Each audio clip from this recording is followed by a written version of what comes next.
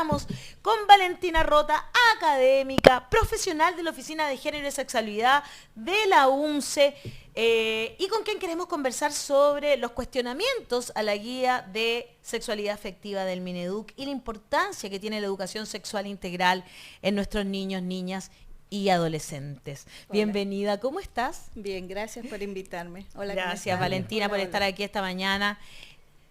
Bueno, hay una cosa como a nivel mundial, ¿no? Que se critica muchísimo la educación sexual integral, se escriben columnas en diarios de circulación nacional, como la escrita por Axel Kaiser este fin de semana en el Mercurio, donde se dice que somos quienes creemos que debe existir educación sexual integral en la escuela desde la más tierna infancia, digamos.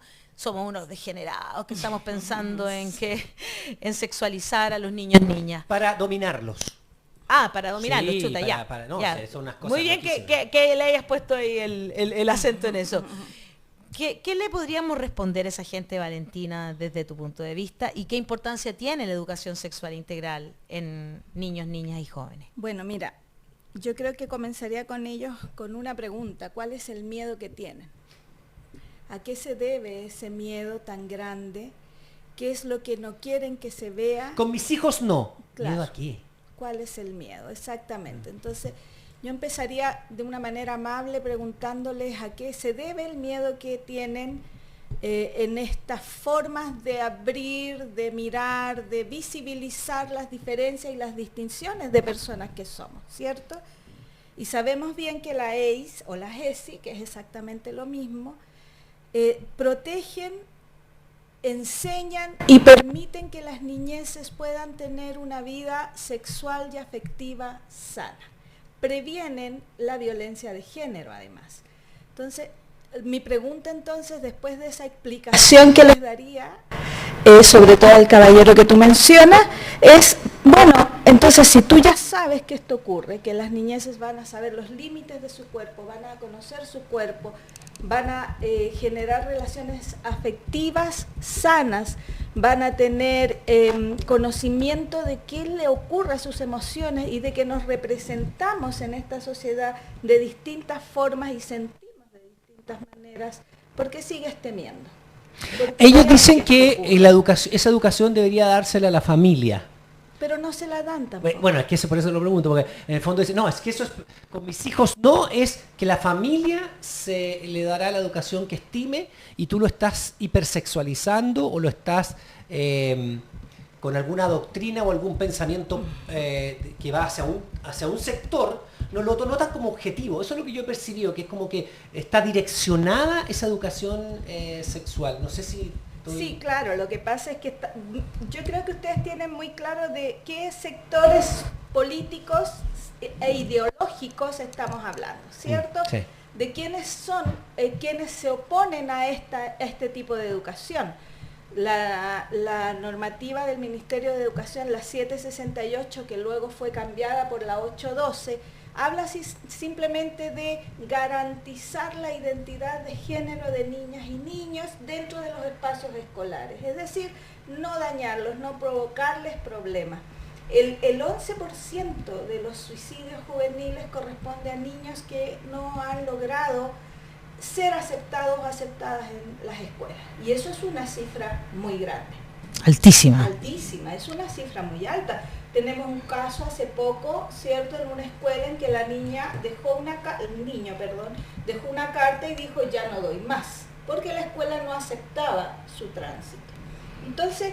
Eso es que hay una ley con su nombre, ¿no?, que quieren aprobar. Exactamente, sí. Y José tiene Tomás, que ver con José Tomás, sí. Y tiene que ver con el uso de mi identidad, de mi nombre social. Si no es mágicamente a los 18 años que yo logro saber quién soy. Eso es un mito también. Entonces, cuando se educa en todo esto, las niñeces van reconociendo sus límites corporales, sus sensaciones, quiénes pueden o no pueden tocarles, por qué no pueden tocarles además, y cómo mantengo yo relaciones sanas en mi entorno y con mi espacio más personal, ¿cierto? En ningún momento se habla porque además está dado de acuerdo a los niveles de enseñanza, a las edades. En ningún momento se habla de, no quería usar esta palabra, pero me imagino que ustedes no lo van a editar, lo mismo que estaban hablando antes. Jamás editamos nada. Que bueno, lo agradezco. No, en ningún momento se habla de erotización. Sí, eso no sí. existe eso en la guía. En ningún momento se niega tampoco la participación de los padres. Siempre se apela a que las familias puedan educar a sus hijos. Pero ¿qué pasa cuando las familias no los educan? El Estado debe hacerse responsable.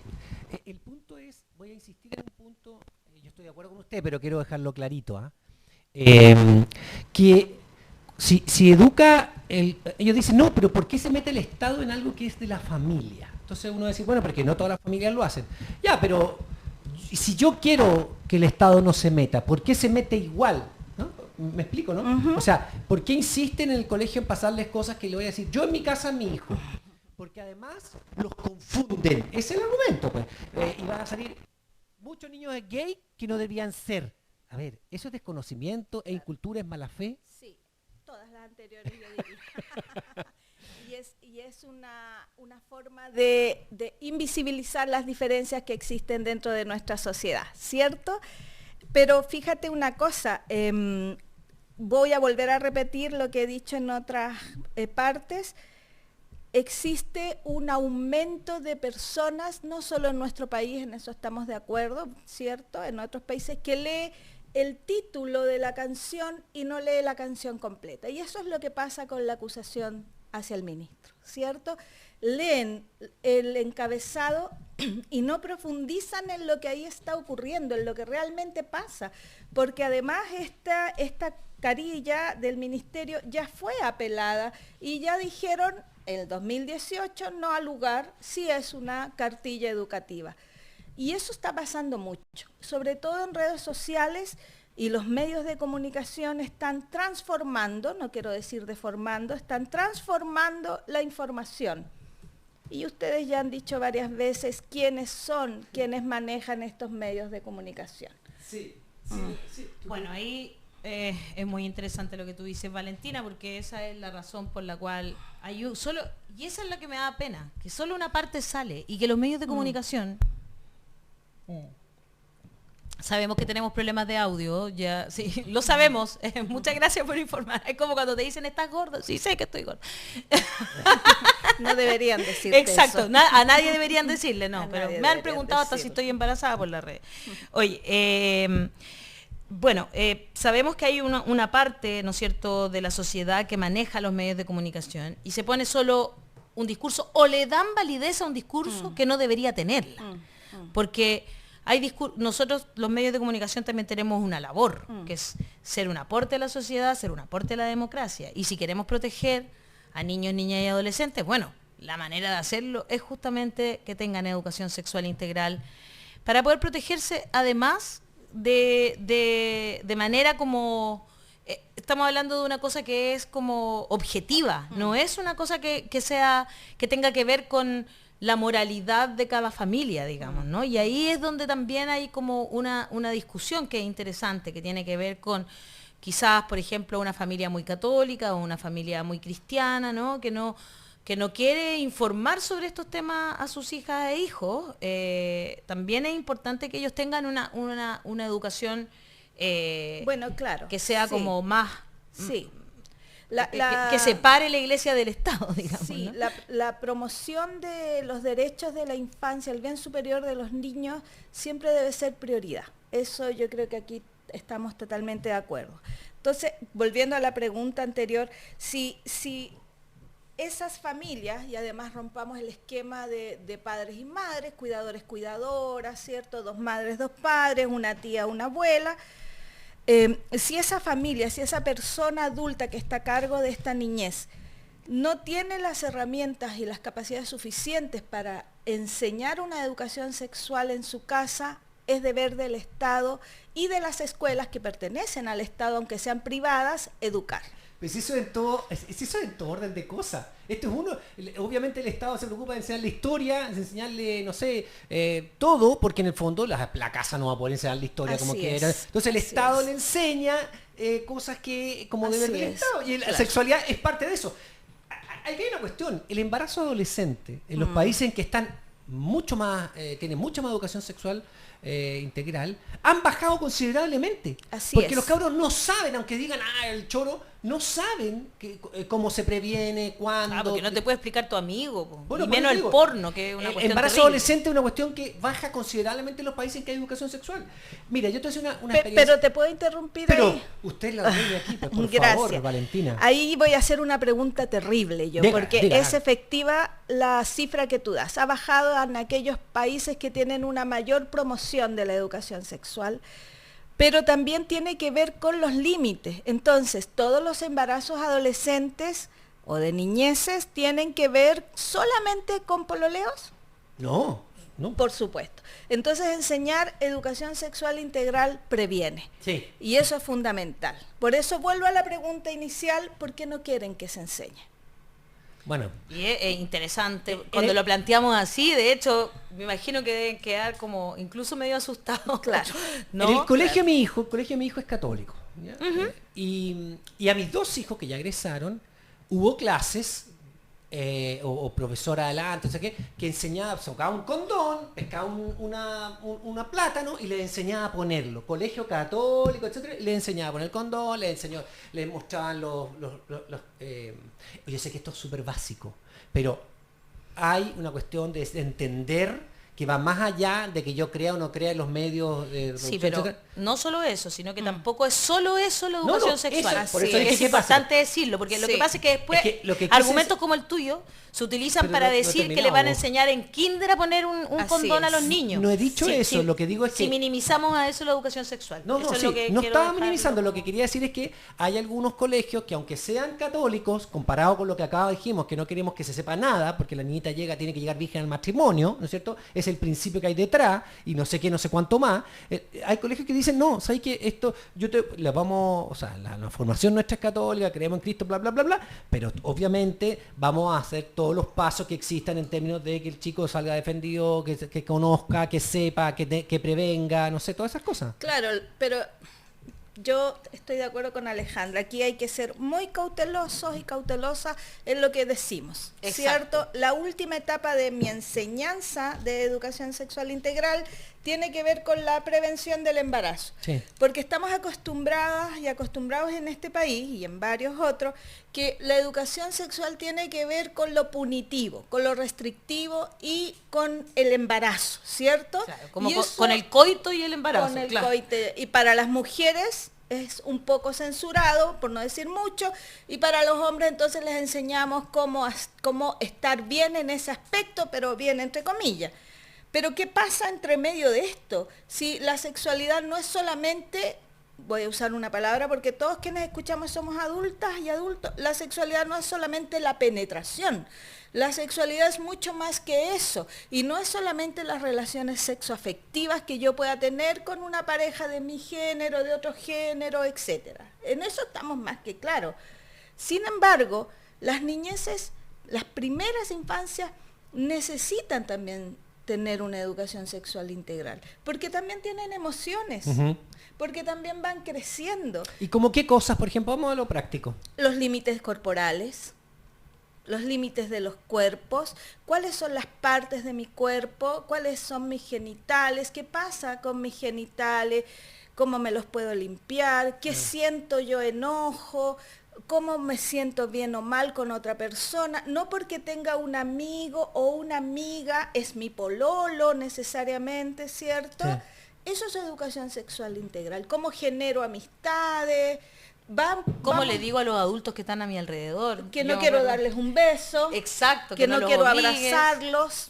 que no Es- les digan tío o exacto. tía, sino que lo llamen por su nombre para que puedan distinguirlos Así si le es. hacen algo. Por Como ejemplo, les hay hartas enseño a los adultos a que si me quieren saludar, me pregunten si pueden darme un beso. Porque no me pueden obligar. Ese es el límite, a eso me refiero con los límites de mi cuerpo, ¿cierto? sí. Y enseñarle eso a los niños es fundamental.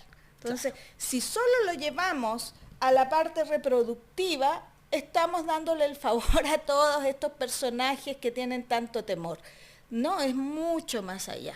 es una educación profunda y que puede trabajarse con la educación no sexista. Esta conversación daría para mucho más, pero hay muchas herramientas y hay muchas personas que están ahí en estas líneas de trabajo favoreciendo la comunicación entre todas y todos, porque somos diversos y diversas, porque tenemos distintas formas de expresarnos, distintas culturas, somos de distintos colores y nuestros cuerpos también son distintos. Y eso es fundamental que las niñeces lo entiendan desde temprana edad. Hay un video que se viralizó muy interesante de los años 70, 78 si no me equivoco porque justo antes de la tele a color, que fue el año 78, así que es como justito antes. Entonces están los niños del clan infantil en Sábado Gigante. Y les preguntan, por la educación sexual sin llamarla de esa forma. Es bien interesante porque no lo llaman de esa manera pero los niños tienen una claridad. Sí, lo vi. Porque cuando hablan de educación sexual, hay otra de las niñas que dice, y además pueden conversarlo sin agarrarse a pelear, nada, sino que lo conversan. Y una de las y don Francisco en ese siempre fue, ¿para qué andamos con cosas? El viejo era bien como, tenía como llegada con los niños para que pudieran hablar, no los interrumpe de hecho, nada, él no dice nada, les pasa el micrófono nomás. Y hay una niña que dice, pero ¿por qué nos van a enseñar sobre sexualidad si todavía no lo necesitamos? Una cosa así, dice ella, ¿no? Y los otros le responden, pues, para cuidarnos, le dicen, para cuidarnos, porque esto nos cuida, la educación sexual nos cuida para que no nos hagan cosas malas, dice otra, porque sabemos que puede ser cualquiera el que nos haga daño. Y no, así, pero muy...